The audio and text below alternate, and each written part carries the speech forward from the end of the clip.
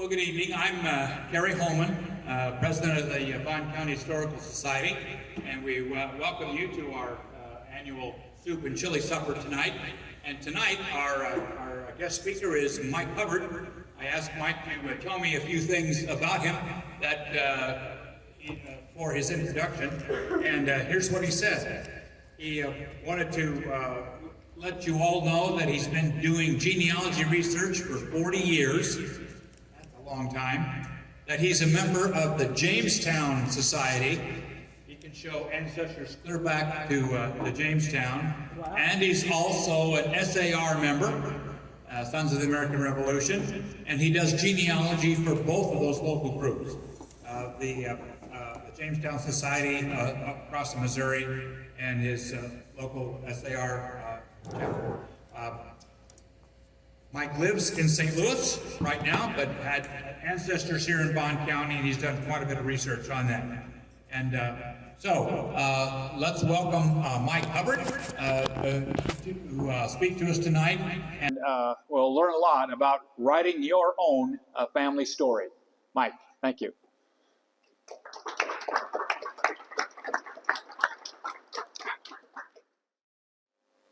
In the beginning, when I started my genealogy, 1985, I hadn't really thought about it, but my wife and I were down in Disney World, standing in line to get our picture, the silhouette picture taken, and we were talking to the kid who was doing this stuff and said my name was Hubbard. He said, "Oh, have you heard of the book, 1,000 Years of Hubbard Family History?" Nope, not me. When I got back to St. Louis, that became a different story.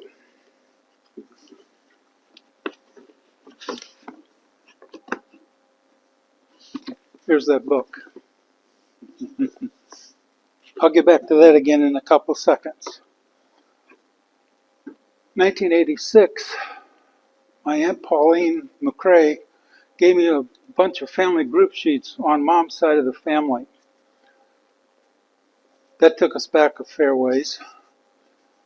1989, I bought Family Tree Maker, the first genealogy software. It was still MS-DOS at that point, so you couldn't transfer that to other software packages or anything. And there was very few reports you could actually get out of it. If you switched anything, you had to retype it all over again. 1990, my dad told me that there was a woman that had left a book in the Greenville Library on the Hubbard family. That's this book. This belongs to the library, so it has to go back there. Between those two, I got a fair start on the family. 1991, my Aunt Virginia Hinch died, and she gave my dad all of her paper. My dad was her executor of her will, and he gave me all of her papers, which included my 4 times great-grandfather's family Bible, and a letter that's in here that he wrote to his sons in Bond County, telling them that their mother had died and requesting that they come back down to Tennessee for the funeral. The letter's dated June 10th, 1826. So next year, this letter is 200 years old. Let's see. Oh, the next one I also was stuff that Dad gave me from my Aunt Jen. Mary Julia Hubbard was a great aunt, and she did a lot of family research, so I got all of her stuff. And that brought us right up to my great-grandfather. 2002, Dean Anthony, some of you may remember him. I was over to visit him in Nelda, and he asked me if I'd like to see Peter's Bible, and that's where that came from. And then in 2003, I went in, I bought Legacy Family Tree. because now that's a Windows-based application and it will transfer data to other systems. Not that I ever did, I still use that today. 2006, we had a family reunion over in Mulberry Grove around the tombstone of my 4 times great-grandfather. And we had people from California, Connecticut, Minnesota, Texas, all over the place. Wow. Here. And I gave all of them a copy of my genealogy stuff that I had. Remind you, that's 19 years ago. 3 of them are in the Jamestown Society with me now. Okay? Doesn't know how to use a microphone, but most people know. When I got started getting into research, this is actually where I got the book, The 1,000 Years, That's the right. because this was one of the things that they had just when Windows got started. It was called Gen Forum. Now it's called genealogy.com. And what you do is you go on there and go to the surname listing. You list your surname and you ask questions. Does anyone know about this person or anything like that? I got on there on the Hubbard side and said, does anyone know about the Hubbard family or this book called 1,000 Years of Hubbard Family History? This young lady from Idaho listed and said, yeah, I got the book. I said, well, where'd you get it? I want to get a copy. So, well, I'm done with it. If you want it, I'll sell it to you. I got it. No problem there. Okay? But you can go in here, even today, you can find so much information by just going to the surname that you're looking for. About the time that all got started, I built my own web page. On the left side, all those links that are there, from Bond County down, are links that I use all the time. So I have that on my main screen. And I put that on my main screen. Oh, I can hear it better too now. And so I use them constantly, all the time. Now, here's one thing, the top of that list, if you see over there, humor. That's genealogy humor. And the first screen I'm going to show you is about my most famous ancestors. Does anybody know who my most famous ancestors would be? No hands? Come on, people. Some of you are at least old enough to know that. Mother Hubbard.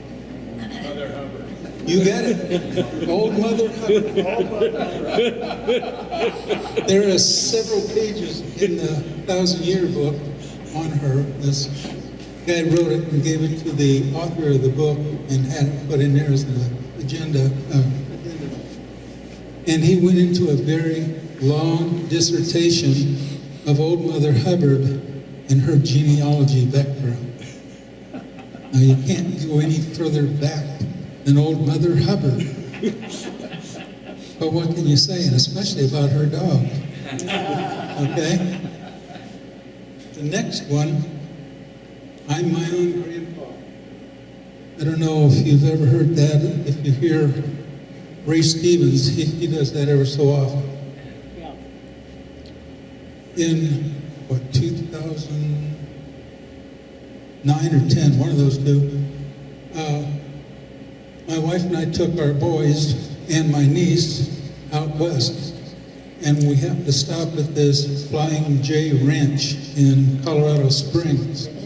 One of the songs that they sang was My Own Grandpa, and I bought a copy of that disc, or cassette really, but at any rate, the kids liked it so much, they sang it all the way home from Colorado Springs. So I figured, well, I'm going to put that in my website and I'm going to put it in my book. So it's in both. And I went researching to see where it was from so that I could make sure I didn't have a problem with copyright. I got a hold of the Flying J guys, and Flying W, excuse me, and they said, well, we got it from a Homer and Jethro album. I went back further than that, and Homer and Jethro got it from Alonzo and Oscar. Okay? Alonzo and Oscar got it from Latham and Jeffrey. And I finally got back that far, and they said, okay, they wrote the story based on a Samuel Clemens story. Huh. Okay, well, that means copyright's not a problem. So, then I went on to this. I got interested in this guy's stuff in 1998. He had just about 200 or 300 people that he was emailing stuff to, and his list of people started growing, and he finally had to do a website and let you download it. It cost $15 a year. So I figured, oh, that's worth it. I got a lot of genealogy information and a lot of software and hardware information from him. US GenWeb. The map there is clickable for each state. It goes to the state website, and the state has all the counties listed, and some of them are being taken care of, and some of them are not. Bond County is. Then you go to Bond County, and you can get all kinds of information on Bond County. Okay?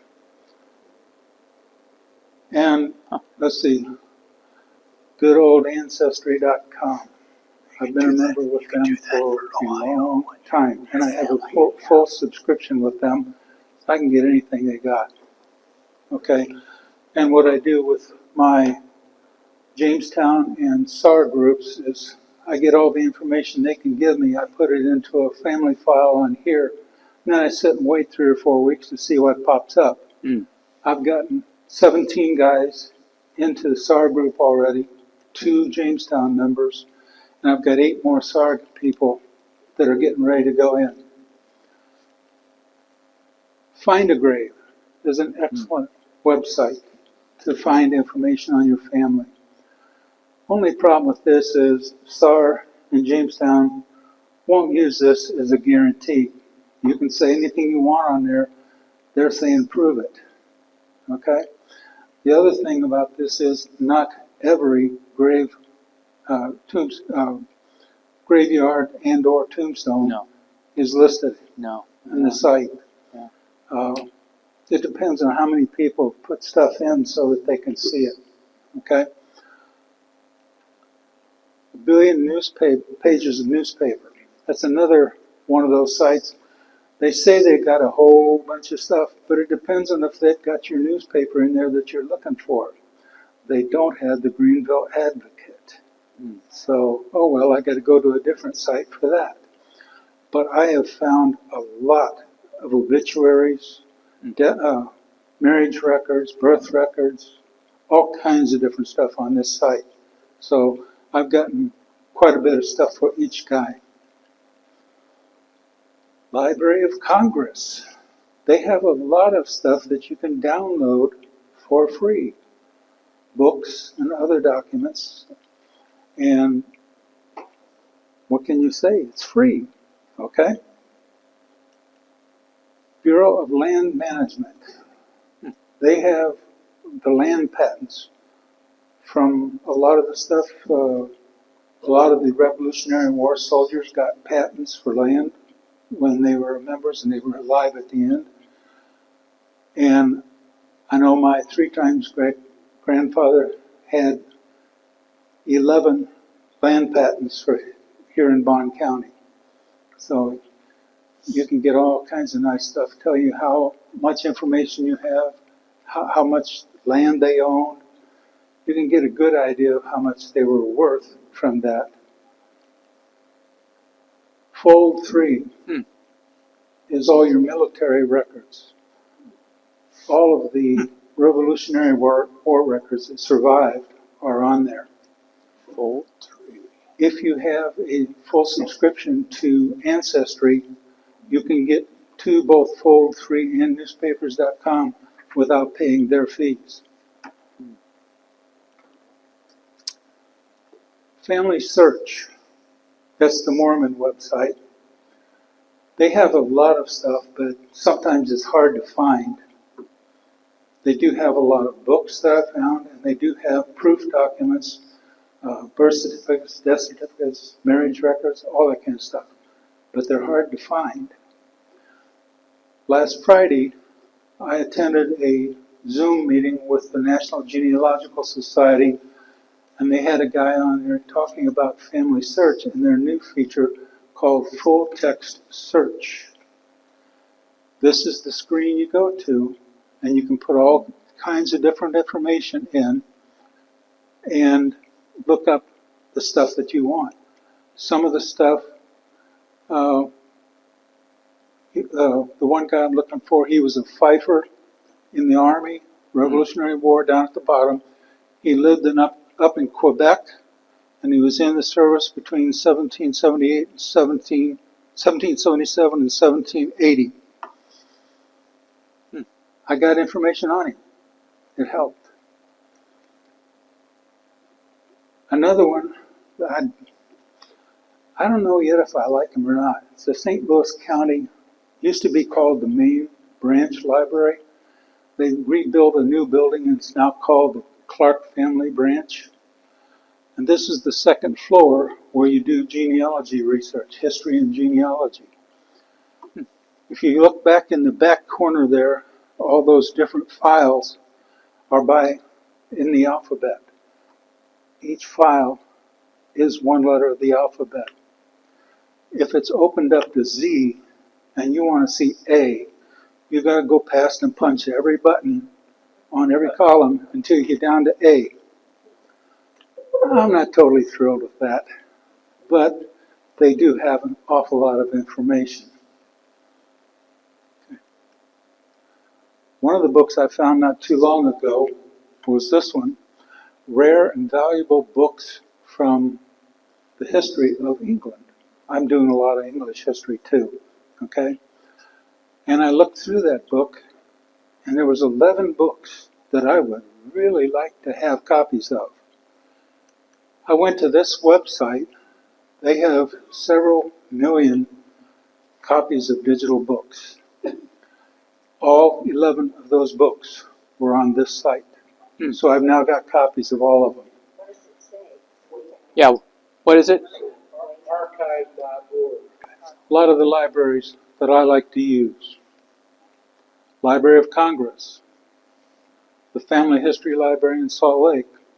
Allen County is supposed to be the best genealogy library in this country. We've been there. It is. National Archives and Record Administration, NARA, I've gotten all kinds of information from them too.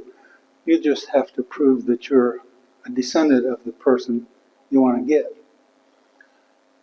Abraham Lincoln Presidential Library, they've got a copy of my book.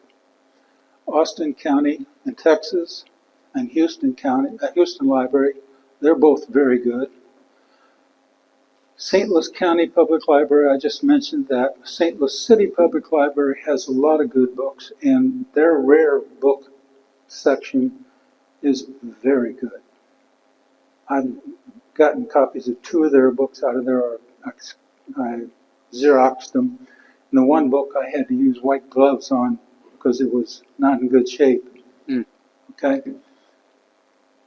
And of course, the Bond County Genealogy Library. Okay? That's my library. There's about $8,000 worth of books right there. So a lot of it is English history, a lot of it is colonial history and Revolutionary War history. Okay? Some of the books in my library, you may know some of them. Solomon Adcock stuff from Reverend Robert Adcock. The Babcock family, my cousin gave me a copy of that book. There's a census book out on an 1840 census of all living Revolutionary War soldiers, where they live, how old they are, and what service they were in. Wow. I've got the book, and it's got a lot of people there. That helps a lot. Eva Elam's Smithborough, 80 Years and More, had some good information in it.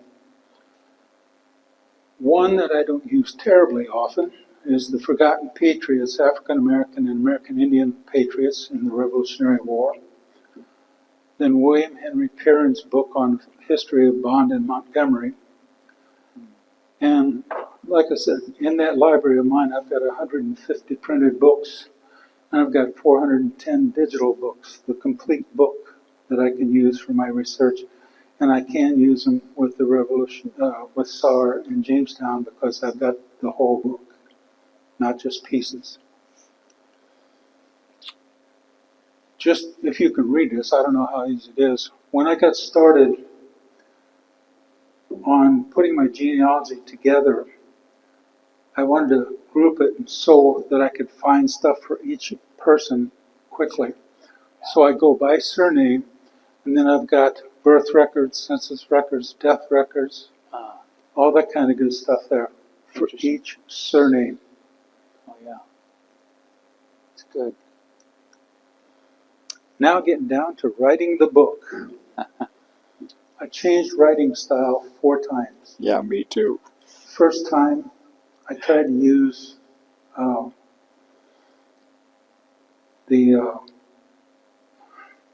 can't remember the name of it. Anyway, I used one of the software package way of doing books, and I didn't like that. Then I used the other software package and didn't like that. Then I started writing my own and didn't like that, so I switched to a 4th way.